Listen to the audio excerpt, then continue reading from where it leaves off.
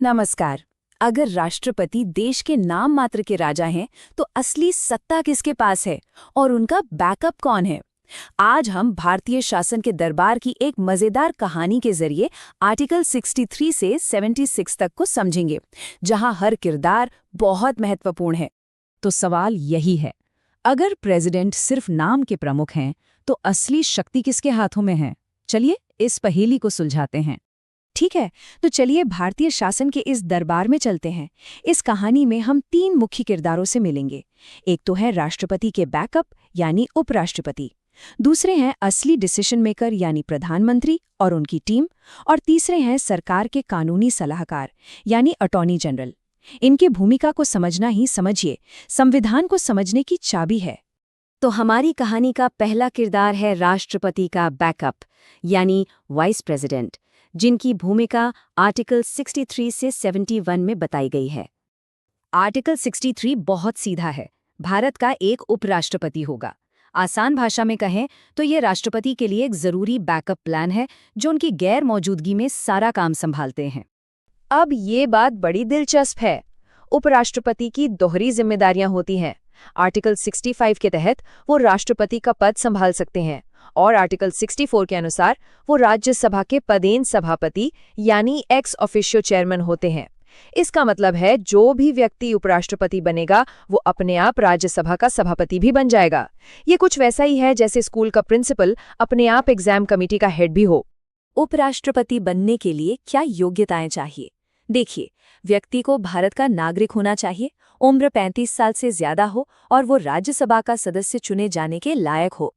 और हाँ, अगर उनके चुनाव में कोई भी विवाद होता है तो आर्टिकल 71 के मुताबिक अंतिम फैसला लेने का अधिकार सिर्फ और सिर्फ सुप्रीम कोर्ट के पास है।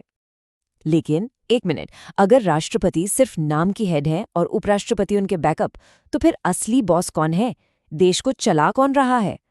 और यही कहानी में असली पावर सेंटर की एंट्री होती है, प्राइम मिनिस्टर और उनकी काउंसिल ऑफ मिनिस्टर्स, जिनके बारे में आर्टिकल 74 और 75 में बताया गया है। ये जो आर्टिकल 74 है ना, ये शायद एग्जीक्यूटिव को समझने के लिए सबसे ज़रूरी आर्टिकल है। ये साफ साफ कहता है कि राष्ट्रपति, प्रधानमंत्री और मंत्रिपरिषद की सलाह के अनुसार काम करने के लिए बाध्य हैं। वो उसे नज़रअंदाज नहीं कर सकते। और आपको बताऊं, 42वें संशोधन ने तो इस सलाह को राष्ट्रपति के लिए पूरी तरह बाइंडिंग बना दिया था।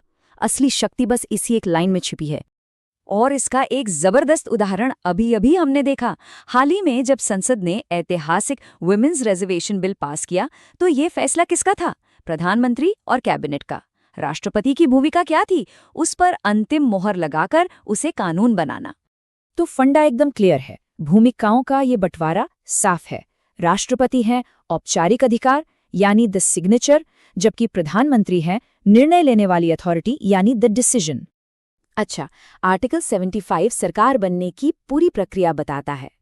राष्ट्रपति प्रधानमंत्री को अपॉइंट करते हैं, फिर प्रधानमंत्री की सलाह पर बाकी मंत्रियों को अपॉइंट किया जाता है।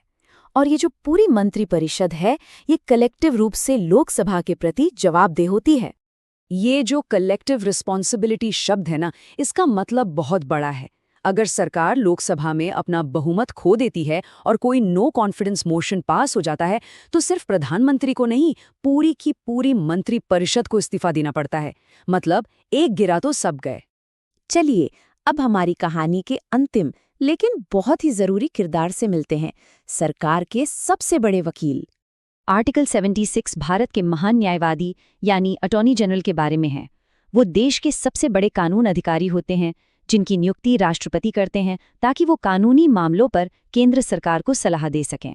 इस भूमिका को असल जिंदगी में समझना है तो जरा आर्टिकल 370 को हटाने पर सुप्रीम कोर्ट में हुई हालिया सुनवाई को याद कीजिए। उस केस में अटॉर्नी जनरल आर वेंकटरमणी ने ही केंद्र सरकार की तरफ से सारे तर्क रखे थे। बिल्कुल सीधे शब्दों में कहें तो जब भी भारत सरकार का अदालत में कोई मामला होता है तो अटॉर्नी जनरल ही उनके वकील बनकर खड़े होते हैं। तो पूरी कहानी तो समझ आ गई। अब चलिए इन सभी जानकारियों को कुछ आसान ट्रिक्स में समेट लेते हैं ताकि ये सब हमेशा याद रहे, खासकर एग्जाम के लिए। चलिए इन आर्टिकल्स को एक मजेदार तरीके से याद करते हैं। 64 चेयरमैन की सीट, 74 सरकार की सलाह, 75 पीएम के मिनिस्टर और 76 चीफ काउंसिल यानी सरकार का वकील। कितना आसान है। और अगर एग्जाम की तैयारी कर रहे हैं तो इन पॉइंट्स पर खास ध्यान देना है। आर्टिकल 64 जिसमें वीपी राज्यसभा के चेयरमैन होते हैं और आर्टिकल 74 जहां से पीएम को असली शक्ति मिलती है, ये सबसे ज्यादा पूछे जाते हैं। साथ ही आर्टिकल 75 की कलेक्टिव रिस्पॉन्सिबिलिटी और आर्टिकल 76 में अटॉर्नी जनरल की भूमिका भी बहुत जरूरी है। तो हमारी कहानी का सार क्या निकला? एक नाम मात्र का राजा है यानी राष्ट्रपति, जिसका एक बैकअप है यानी उपराष्ट्रपति, लेकिन असली फैसले लेता है असली राजा यानी प्रधानमंत्री और उसकी टीम मतलब मंत्री, जो अपने वकील यानी अटॉर्नी जनरल से सलाह लेते हैं। तो अब पता चला कि भारतीय शासन के इस दरबार में असली शक्ति कहाँ है। ये सिर्फ एक संवैधानिक सवाल नहीं है, बल्कि ये समझने की कुंजी है कि हमारे देश में बड़े बड़े निर्णय आखिर लिए कैसे जाते हैं।